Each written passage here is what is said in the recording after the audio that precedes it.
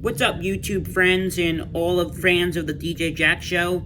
We got a reading here with you guys of this day in rock and roll music history, and we're gonna go a little slow here, just so you can understand what I'm reading. Yes, this day in 1967, The Doors released their self-titled debate album, The Doors. The album features 3 back-through singles, Light My Fire, and the lengthiest song, They End With Occidental Spoken Word section. The album was recorded at Sunset Studios in Hollywood, California, over 6 days, and a unique packaging of the album included each band member's bio. Yes.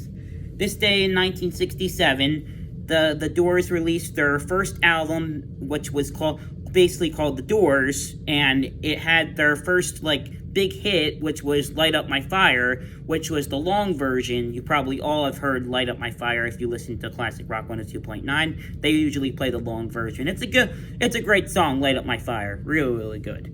Also, this day in 1967, Jimi Hendrix played the first of what would be his 240 gigs in the year when they appeared in the Boomerl Club, Brumley. Many of the concerts were 2 shows per night. Yep. Also, this day in 1968, the Rolling Stones, the University of California, Los Angeles, announced that the students taking music degrees would have to study the music of the Rolling Stones, to saying that they had made such an important contribution to modern day music. Yes. Yeah. That's great. That's a really good story. Yeah. Yeah. And then also this day in 1969, the Beatles' UK Music Weekly disc and Music Echo reported that the Beatles were to release 5 new albums. One would be their first ever live album, plus the separated LP, each on the choice of Lennon, McCartney, Harrison, and Starr. Like Ringo Starr. That's who we're talking about, you know. Yes, also this day in 1970, the Beatles, without John Lennon, re-recorded vocals and a new guitar solo on the Paul McCartney song Let It Be studio, 2 EMI studios in London. The season will be the final studio appearance for the Beatles as a group, and the final day that all of 4 of the Beatles were in the studio together on August 20th, 1969, basically.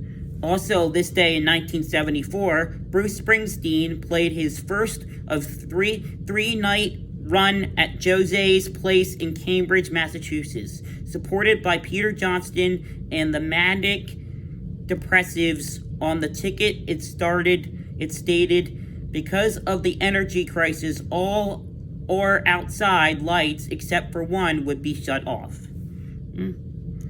Interesting. And lastly, but not least, this day in 1975, Elton John started a 2-week run on #1 on the U.S. single charts with his version of the Beatles' Lucy in the Sky with Diamonds.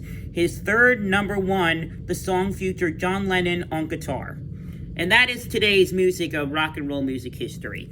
If you want to know something that happened later on those decades, this is what I'm going through the 60s to the 70s with you guys for the True Oldies channel and the True Oldies DJ Jack. You got it.